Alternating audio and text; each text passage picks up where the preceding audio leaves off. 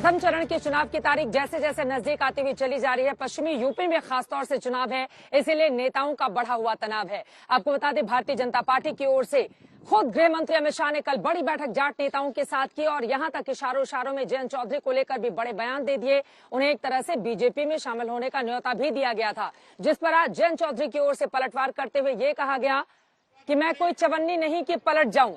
आपको बताते चले, इन अलग अलग तस्वीरों के जरिए आप उत्तर प्रदेश की पूरी सियासत को समझ सकते हैं कि मौजूदा स्थिति आखिर यहाँ की क्या कहती है। यकीनन ये तस्वीरें अपने आप में काफी ज्यादा महत्वपूर्ण हैं, क्योंकि एक तरफ पश्चिमी यूपी में प्रथम और द्वितीय चरण में विधानसभा के चुनाव होने हैं, जिसको लेकर नेताओं ने कमर कसी हुई है। इन सब के बीच आपको बताते चले, गृह मंत्री अमित शाह एक तरफ मथुरा में थे, जहां से बिजली मंत्री श्रीकांत शर्मा मथुरा सदर से उम्मीदवार हैं, उनके पक्ष में चुनाव प्रचार करते हुए घर घर जाकर वोट मांगते हुए। तो वहीं दूसरी तरफ खासतौर से जाट वोटरों को लेकर अब बार बार सवाल पूछे जा रहे हैं कि स्थिति आगे की क्या रहने वाली है, खासतौर से पश्चिमी उत्तर प्रदेश की, क्योंकि बीजेपी को ऐसा लग रहा है कि जाट थोड़े नाराज हैं, उन्हें मनाने की कोशिश, और इसी वजह से अपने तमाम पुराने रिश्ते नाते निकालकर बीजेपी के नेता जाटों को बता रहे हैं कि कैसे भारतीय जनता पार्टी ही एकमात्र ऐसी पार्टी है जो उनकी हितैषी है।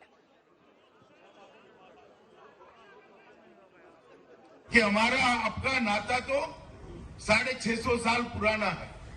तो पूरी सभा समाप्त होने के बाद दो लोग रुक गए, उन्होंने बोले भैया 650 साल समझा दो, आपकी पार्टी ही 50 साल से बनी, कैसे 650 साल?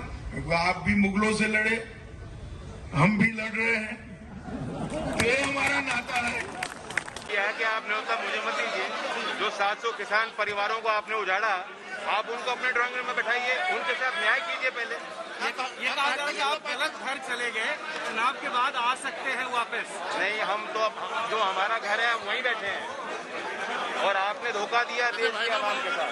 की नजर मेरी तरफ नहीं है, वो हमें नहीं चाहते, वो जानते हैं कि मैं नहीं पलटूंगा, मैं चेंज नहीं करूंगा। हम हल्के लोग नहीं है, हमने ईमानदारी के साथ जो लड़ाई लड़ी है, जब तक आखिरी मुकाम तक उसको नहीं पहुंचाएंगे, हम नहीं बदलेंगे। घर गलत चुनने का मतलब ये है कि जैन लोक दल का जो कैडर है, अगर उनसे आप पूछेंगे क्या अखिलेश को मुख्यमंत्री स्वीकार करते हैं, तो वो भी स्वीकार नहीं करते।